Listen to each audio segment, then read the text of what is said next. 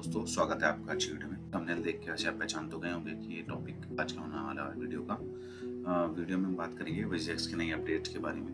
माफ़ी चाहूँगा, कुछ दिनों से वीडियो नहीं बना पा रहा था, लेकिन इस वीडियो को कंटिन्यू करते हैं WizX के अपडेट के बारे में कि क्या चल रहा है अभी WizX के ये पूरे इस सेक्टर को लेकर। जो उनका अभी हैक हुआ था, $234 मिलियन का हैक हुआ था, और जो उनके यूज़र्स हैं जितने WizX, उनको अब क्या एक्शन करना चाहिए, क्या नहीं करना चाहिए, उनका फंड कैसे उन्हें रिकवर होगा या नहीं होगा, और कब होगा और कैसे होगा, उस चीज़ पे थोड़ा सा हम नज़र डाल लेते हैं एक बारी।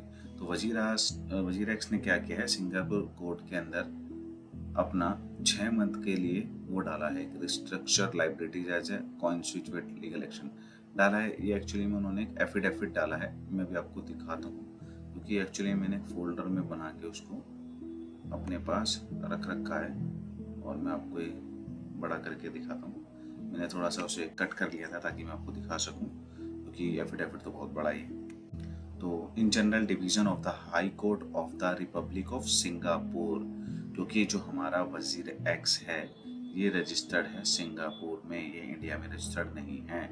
इन the matter of section 64 of the insolvency restructuring and dissolution act 2018 number 40 of 28, in the matter of Zettai Pte PTE dot limited Singapore, UN numbers का ये है Zettai petition, I think petition होगा, पिटिशन डॉट नहीं, petition होगा, PTE dot limited Singapore, UN number इनका ये है।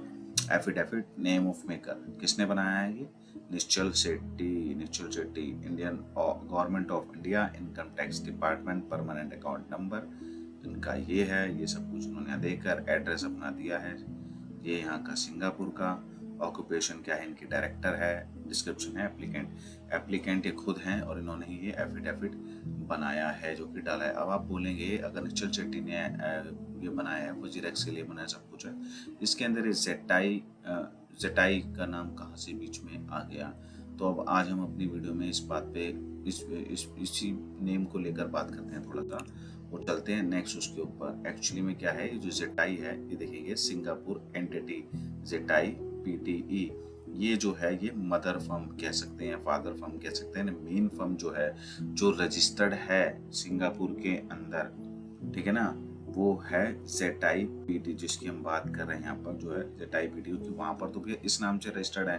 तो वैसे केस जो भी डाला जाएगा कोर्ट के अंदर, वो इसके इस नाम से डाला जाएगा WizX। तो इसको सेकेंड एक ब्रांड नेम जो दिया गया वो है, ठीक है ना। मेन जो कंपनी है सिंगापुर एंटिटी की वो है जेटाई PT। इसके अंदर जो निश्चल शेट्टी का शेयर होल्डर है वो है 74.27% का, और दूसरे पर्सन जो है जिनका नाम है समीर हनुमान माते, इनका 18.56% है, और सिद्धार्थ मेनन एक पर्सन है जिनका 7.17% का इनका शेयर होल्डर है इसके अंदर, जो सिंगापुर की एंटिटी है। और जो इंडियन एंटिटी है जिसके ऊपर हम WizX नाम लेते हैं, बोलते हैं, उसका ओरिजिनल जो ओरिजिन है उसका नाम है जेनेमाई लैब्स। तो ये पेरेंट्स कंपनी है, ये चाइल्ड कंपनी है। एक्चुअली में होता क्या है, ये जो है इंडियन एंटिटी जेनेमाई लैब्स की, इसके अंदर जो ओन करती है वो सिंगापुर एंटिटी की जेटी, ये ओन करती है 99%, और 1% निश्चल शेट्टी ओन करता है, ठीक है ना।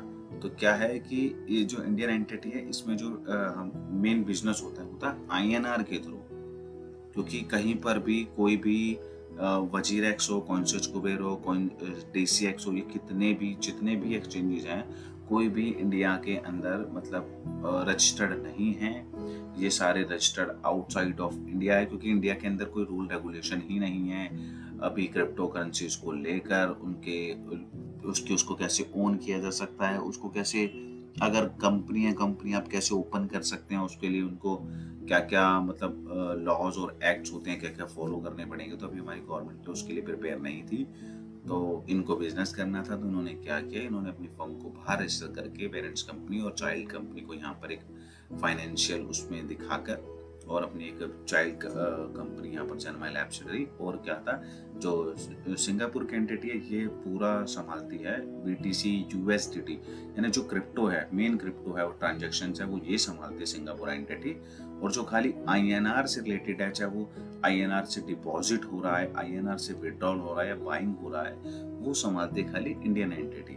तो इसके अंदर जो मेन इम्पैक्ट रोल है वह सिंगापुर एंटिटी का, क्योंकि आपको पता होगा कि जो भी ये क्या कहते हैं अपना हैक हुआ है वो हुआ है 234 मिलियन डॉलर का, जो इस न्यूज़ के अंदर भी कवर किया गया है। इसके अंदर मैं बताऊंगा मल्टीपल्स चीज़ें हैं। WazirX which loss to 34 million dollar in a hack, तो has filed an application with the Singapore High Court for a 6 month moratorium. इन्होंने 6 महीने का समय मांगा है। बेसिकली इन्होंने 6 मंथ का टाइमिंग मांगा है इस चीज़ के लिए, और उसके लिए वो पिटीशन डाल रहे हैं कहाँ पर, सिंगापुर हाई कोर्ट के अंदर। और ये बहुत ही बड़ी बात है, क्योंकि वो भी जानते हैं 6 मंथ में अब उन्होंने कहाँ से फंड अरेंज करना है, कैसे अरेंज करना है।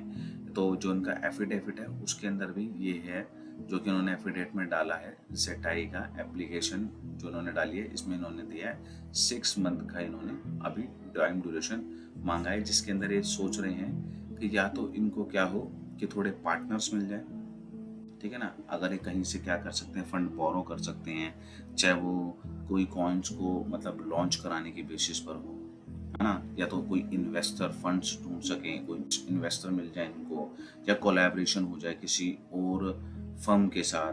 तो उस चीज़ में सोच रहे हैं कि किस तरीके से इसको ये बियर कर सकते हैं, या फिर कह सकते हैं और अपनी कमियां छुपाने के लिए, अपने आप को बचाने के लिए उन्होंने 6 महीने का टाइम मांगा है। तो जो भी यूज़र इससे अफेक्ट हुए हैं वजीरेक्स जो यूज़ करते हैं, तो मिनिमम ड्यूरेशन तो आपके लिए पैक हो चुकी है, जो कि हो गई है 6 मंथ की। मैक्सिमम में तो देखिए अगर इनका कुछ लॉजिक सॉल्यूशन निकल जाता है तो हो सकता है ये यहाँ से आपको 6 मंथ में कुछ दे दें, नहीं तो क्या होगा और एक्सटेंड होगा, फिर टाइम ड्यूरेशन आगे जाएगा। जैसे भी आप 6 महीने तक तो आपको वेट करना ही पड़ेगा। और वजीरेक्स के प्लेटफॉर्म में इन मेमोरेंडम में एक चीज़ ये भी दी गई है कि जो प्लेटफॉर्म है इंडिया का, उसमें 16 मिलियन पर्सन से तो रजिस्टर्ड है, जिसके अंदर जो रजिस्टर्ड तो 16 मिलियन, बहुत से लोग क्योंकि आते हैं अकाउंट भी बनाते हैं लेकिन यूज़ नहीं करते, लेकिन जो एक्टिवली यूजर्स है ना, जो क्रिप्टो करेंसीज में मतलब अकाउंट्स को अपने मेंटेन करते हैं, ट्रेड करते हैं, बाय करते हैं, सेल करते हैं, होल्ड करते हैं, वो खाली कितने हैं, 4.4 मिलियन यूजर्स हैं। तो चलो ये तो इन्होंने थोड़ी सी उसके अंदर जानकारी अपनी देने की पूरी कोशिश करी है। और दूसरा इन्होंने ये भी पिटिशन जो एफिडेविट बनाया इसमें डाला है, क्योंकि आपको पता होगा कि इन्होंने कहा था कि बाइनेंस इसे ऑन करता है वजीरेक्स को, बाइनेंस ने कहा हम वजीरेक्स को ऑन नहीं करते। तो इन लोगों की भी ऐसी मतलब जो भी बातचीत हुई थी उसका भी इन्होंने इसमें थोड़ा सा डाला है कि 21 नवंबर 2019 को Binance announce on its website that it has acquire the platform. क्या कि बाइनेंस ने ये अनाउंसमेंट करी थी 21 नवंबर 2019 को कि वजीरेक्स को क्या कर रहा है, बाइनेंस एक्वायर कर रहा है, अपने पास ले रहा है। तो उसके अंदर क्या था, जो भी ट्रेडिंग हो रही थी, यानी मालिकाना हक एक तरीके से क्या था कि बाइनेंस ने अपने पास ले लिया था, और जो निश्चल शेट्टी या और बाकी जो टीम थी ये एज परसेंटेज या इनकी कुछ सैलरी बेस्ड पर उस पर ये काम कर रहे थे। तो इस चीज़ का भी इन्होंने ये खुलासा इसमें किया है। और साथ ही साथ ये है कि अथॉरिटीज़ ऑफ इंडिया है और जो मतलब अदर कंट्री की वो हैं, इनका कोई वो होता है मतलब डिस्क्लोज नहीं करा जाता कि अथॉरिटीज़ के आगे अभी कि क्या है, कितना है, परसेंटेज गया है। तो उस हिसाब से क्या है, ये अभी चाहते नहीं है, 6 मंथ का अपना टाइम चाहते हैं जिसके अंदर ये सारी चीज़ों को कैलकुलेट करेंगे। वैसे तो उन्होंने फंड तो बता ही दिया था कि 50% कुछ फंड इनके पास पड़ा है, ठीक है। नॉन डिस्क्लोजर फॉर्म होता है जिसके अंदर क्या है। और सबसे बड़ी बात, हाँ जी, एक चीज़ और कि क्या कि जो हमारे जो इस पे हैक हुए थे, साइबर अटैक्स हुए थे, इससे जो आपको पता होगा चाइनीज़ फंड्स जो गया था, आप बात आई थी ना बीच में कि मनी लॉन्ड्रिंग हुआ है, चाइनीज़ एप्लीकेशंस ने फंड लेकर बाय किया और वजीरेक्स में अकाउंट बनाकर 2000 करोड़ रुपए का जो क्रिप्टो ट्रांसफ़र हुआ था, और भी लोगों ने किया था। तो वो जो हमारी गवर्नमेंट ने सीज किया था एफडीए द्वारा, जो कि सीज किया गया था, वो फंड सेफ है, यानी वो फंड सेफ है, ठीक है। इनके जो पार्टनर्स के फंड है वो फंड सेफ है, पर जो इम्पैक्ट हुआ है वो कौन इम्पैक्ट हुआ, 234 मिलियन डॉलर के अंदर जो इम्पैक्ट हुआ आम जनता इम्पैक्ट हुई है। कहीं ना कहीं देखा जाए बिजनेस गेम खेलने वाली बात है, क्योंकि देखिए कहीं ना कहीं इनको क्या है, इनको अपने आप को बचाना है, ये नहीं चाहते कि ये किसी भी तरीके से अपने आप को लॉस में डालें, ठीक है ना। और ये चीज़ अच्छी नहीं है, क्योंकि अगर आप देखिए कहीं ना कहीं अगर आप यूज़र्स को अपने प्लेटफॉर्म पे लाते हैं, बिजनेस करते हैं, मार्केट में आते हैं और पैसा कमाते हैं, तो उन कहीं न कहीं आपको उनके बारे में भी सोचना चाहिए। और मैं चाहता हूँ इस चीज़ के अंदर कहीं न कहीं कि ना हमारी इंडियन गवर्नमेंट को भी इन फ्रंट आना चाहिए, क्योंकि छोटी-मोटी बात नहीं है। वैसे देखा जाए ये उनका तो ध्यान रख ही रहे हैं। जैसे कि इन्होंने बताया कि जो उनका है, जो भी उस टाइम पर जो फंड सीज़ किया गया था इंडियन गवर्नमेंट द्वारा, जो कि इनके एक्सचेंज पर पड़ा था, क्योंकि इंडियन गवर्नमेंट कोई हार्डवेयर वॉलेट तो ऐसा अपना ओन करती नहीं है कि उस पे सारे उस चीज़ को रखती। तो उन्होंने क्या था, वजीरेक्स के वॉलेट में ही उस फंड को रख रखा था। लेकिन बहुत मतलब अजीबोगरीब सी बात है कि इनका ये बयान में आया है उसमें कि वो फंड तो सेफ है, पार्टनर का फंड सेफ है। इवन जो वजीरेक्स जो उनके पार्टनर थे, उनका फंड सेफ नहीं है। पार्टनर्स के इनके पर्सनल पार्टनर होंगे ना, जो मेन हेड हैं उनके होंगे फंड, और किसके हो सकते हैं। उनकी जो दूसरा सब्स्टिट्यूट है, जैसे कि कॉइन सुच कुबेर है, उनके उनका नहीं है। तो उन्होंने भी क्या, उन्होंने भी एक सू किया है ना कोर्ट में। देखिए इसमें है ना, Indian revival CoinSwitch and said it is likely to sue the hack crypto exchange where 9.6 million worth of deposit were held. मतलब क्या है, इन्होंने बोला है कि भैया हमारा 9.6 मिलियन का आप हमारा जो फंड है उसे हमें रिफंड कर दीजिए, नहीं तो हम आपको कोर्ट में देखेंगे लीगली। तो ये भी कॉइन स्विच कुबेर ने कर तो दिया है भैया, इनको उनको सू तो कर दिया है, जो कि INR में अगर देखेंगे तो पड़ता है 12.4 करोड़ INR में पड़ता है, जिसके अंदर 28.7 करोड़ ERC20 टोकन्स हैं और 39.9 करोड़ अदर टोकन हैं जो कॉइन स्विच कुबेर के हैं। क्योंकि देखिए कहीं ना कहीं लिक्विडिटी मेंटेन करने के लिए ना बिजनेस तो आपस में करा ही जाता है। फॉर एग्जांपल मैं तुम्हें बताता हूँ कि किस तरीके से ये चीज़ हुई है। जैसे फॉर एग्जांपल आप एक शॉप पर जाते हैं, एक ग्रॉसरी शॉप पे जाते हैं और आप वहाँ से बोलते हैं कि हमें कोई एक मतलब एक नूडल्स का पैकेट दे दीजिए, और वो नूडल्स का पैकेट उसकी शॉप पे नहीं है, तो क्या कहता है, वो कहता है हाँ मिल जाएगा, अपने छोटू मोटू जो भी दुकान पे होता है उन्हें दूसरी दुकान पे भेज के क्या कहते हैं, जब उनकी दुकान चलिए आप, जब आएगा अपना माल तो वापस कर देंगे। तो क्या होता है, लिक्विडिटी अरेंज कर लेते हैं उधर से कि वो दूसरी दुकान से ला के आपको प्रोवाइड करा देते हैं, और बाद में जब स्टॉक आता है वो वहाँ पर उसको बैलेंस कर लेते हैं। तो उसके अंदर क्या है, जो भी ये क्रिप्टो हैक हुआ है जिसकी इम्पैक्ट है, उसके अंदर कहीं ना कहीं कॉइन स्विच कुबेर ने कहा है कि उसका 2% फंड था जो इनके पास रखा हुआ है, और ऑब्वियस है वो इस चीज़ की डिमांड कर रहे हैं, जिसके लिए उन्होंने इनको शो किया है। और साथ के साथ ये अब देखिए इतना नीचपन भी वैसे नहीं करना चाहिए किसी को। इन्होंने जो एफिडेविट ये बनाया है और इन्होंने बोला वजीरेक्स ने कि 100 करोड़ रुपीस का जो पैसा अगर का जो खर्चा आता है, जो लीगल कॉस्टिंग चल रही है, वही कोर्ट में जाएंगे, लॉयर को हायर करेंगे, उनकी फीस को पे करेंगे, और जैसे भी टाइम ड्यूरेशन मिलता है, अगली बार हायरिंग होगी, जो भी कुछ होगा, जो भी मतलब पैसा जाएगा ना वो यूजर फंड से जाएगा ना, अपनी जेब से इन्होंने कुछ भी नहीं निकालना। तो ये चीज़ें बहुत मतलब ना ऊंची सी हरकतें हैं जो कि नहीं होनी चाहिए। अभी आप पैसा कमा रहे हो, अब आप शारडम जो अपना वो ला के लेकर आ रहे हो, प्रोजेक्ट लेकर आ रहे हो, फिर इस तरीके से आपके इंडियन से यूजर्स का भरोसा जीत लोगे उसके लिए?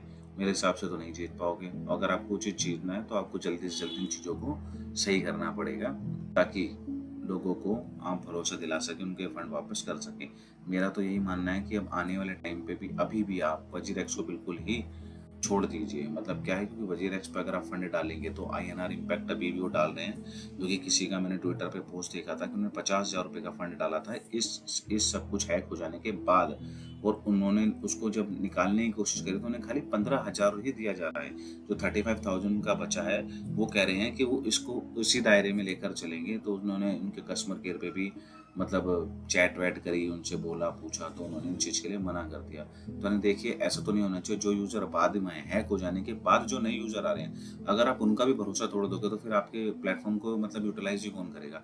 एक तरीके से ये चाह रहे हैं कि 200 जो 34 करोड़ डॉलर का जो ये मिलियन डॉलर का जो हैक हुआ है, उसकी भी पूरी पुष्टि नहीं है कि वो भी पता नहीं किसके द्वारा करा गया है, कैसे किया गया है, क्योंकि भैया 3 जो मल्टीपल साइन थे वो भी आप ही की तरफ से थे, वो भी हुए हुए थे। ठीक है, वो भी खपत हुए, कहाँ है, बस वो वॉलेट में एक जगह पे पड़े हैं, अभी कहीं वहाँ से मूव नहीं हो रहे हैं। क्या पता भैया दबा के रख लियो कि आने वाले टाइम में बाद में निकाल लेंगे, और इस तरीके की स्टेटमेंट, इस तरह की हरकतें करेंगे। ठीक है ना, जो न्यू यूजर्स के भी उसमें फंड को रोक रहे हैं, तो इन तरीके से सोचें जो बचा कुचा है वो भी खा जाए। वैसे मैं चाहता नहीं कि ऐसा हो दोस्तों, लोगों के साथ ऐसा हो कि जो बचा कुचा भी ना मिले। मैं तो चाहता हूँ उनका पूरा ही मिल जाए, चाहे ये कैसे भी करे, चाहे प्रीवियस रेट पर ही दे, कोई बड़ी बात नहीं, जितने कॉइन्स उतने ही दे, क्योंकि अभी मार्केट में एक बुल साइकिल आ रही है, चल रही है, जैसे कि क्या 25-25 में तो बुल साइकिल अभी आनी बाकी है, तो उस टाइम पे जब प्राइस आई, उसमें प्राइस जोन पे जाएगा, तो कहीं ना कहीं एक्सचेंजेस को भी जो इनका खुद का पर्सनल फंड होता है, उनमें उनको प्रॉफिट मिलेगा। तो कहीं ना कहीं ये बैलेंसिंग करें, चाहे नए स्टेक होल्डर्स बढ़ाएं अपने इसके अंदर, या कहीं से फंड अरेंजमेंट करें, लेकिन इन लोगों का पैसा रिफंड करें, क्योंकि लोगों की कमाई भी भैया हार्ड अर्न मनी होती है, जिसका लोगों की ज़िंदगी पे बहुत इम्पैक्ट पड़ता है। जिनका छोटा मोटा फंड है वो तो चलो एक बार ही को अपनी तसल्ली शायद भर भी सकते हैं, लेकिन जिनके लाखों रुपए में पड़े हैं, क्योंकि मैंने बहुत सारे ट्विटर्स पे यूजर देखे हैं, किसी का 5 लाख है, किसी का 50 लाख रुपए तक का स्क्रीनशॉट देखा है मैंने। तो ये बहुत बड़ी बात है, क्योंकि लोगों की ज़िंदगी पे इम्पैक्ट तो आ ही रहा है। तो आपको अब जो करना है आगे से आने वाले टाइम पे ये करना है कि भाई किसी भी एक्सचेंज पर आप भरोसा मत कीजिए। अगर आप ट्रेड कर रहे हैं, आपका फंड छोटा है, तो मैं तो ये कहूँगा कि आप, जैसे फॉर एग्जांपल, आप 2 कॉइन्स के लिए अगर आप चाहते हैं ना बाय करना, फॉर एग्जांपल मैं आपको बताता हूँ, शायद आप चाहते हैं कि शिबा इनू बाय करना, या फिर आप चाहते हैं कार्डानो को बाय करना, तो मैं तो कहूँगा आप शिबा इनू एक एक्सचेंज पे बाय कीजिए और कार्डानो दूसरे एक्सचेंज पे बाय कीजिए, ठीक है ना। क्योंकि देखिए मेकर टेकर फीस तो दोनों ने लेनी है, ठीक है ना। या फिर जिन प्लेटफॉर्म पर फीस नहीं लग रही इंटरनेशनल, आप उनको यूटिलाइज कर दीजिए। या फिर आप क्या करें, कॉइनस्विच, कुबेर, DCX जो है दूसरा प्लेटफॉर्म है, वो हो गया, आप उन पे एक पे कर लिया, दूसरे पे, क्योंकि इससे क्या रहेगा, कहीं ना कहीं आप सेफ रहेंगे अगर आप क्रिप्टो में एंटर करना चाहते हैं। और अगर आपका बड़ा पोर्टफोलियो है, आपका लाखों में अमाउंट है, तो फिर तो मैं आपको ये कहूँगा कि भैया या तो आप अपना एप्लीकेशन वॉलेट जैसे मेटामास्क हो गया, फैंटम वॉलेट हो गया, या तो आप ऐसे वॉलेट को इस्तेमाल कीजिए, बाय करके उस पर रखिए, क्योंकि उसको भी थोड़ा सा आपको सेफ रखना पड़ेगा कैसे ना कैसे, क्योंकि उसमें भी ये होता है कहीं आपने गलत जगह उसे लिंक कर दिया तो वो भी आपका हैक हो जाता है। लेकिन यह है कि अगर आपको करना है तो आप उसे, या फिर आप एक 5-7 हज़ार रुपये में या 10 हज़ार रुपये तक में आप एक हार्डवेयर वॉलेट आ जाएगा, तो उसमें उसको रखिए फंड को। और जो लास्ट है, जो इसको तो मैं कवर कर ही चुका हूँ कि हैक के production with exchange talks with 11 global exchange for capital infusion. तो ये बात कर रहे हैं कि भैया कैपिटल कोई ग्लोबल एक्सचेंजेस हैं जो थोड़ा सा अपना पैसा या उसमें एंटर कर देता कि लोगों को रिफंड दिया जा सके। देखते हैं क्या होता है क्या नहीं होता, कहीं ना कहीं हाथ पर तो हमारी रहे हैं। और दोस्तों, ये थी आज की वीडियो। आशा करता हूँ आपको हमारी वीडियो पसंद आई होगी, और आशा करता हूँ जिन लोगों को भी वजीरेक्स पे इम्पैक्ट पड़ा है, जिनका फंड लॉक है, उन्हें जल्दी जल्दी मिल जाए, ताकि आने वाली बुल साइकिल से पहले ही मिल जाए, ताकि वो थोड़ा बहुत प्रॉफिट अपना कमा सके और वापस उस अपने फंड को निकाल सके। आपका शेयर शुभ रहे।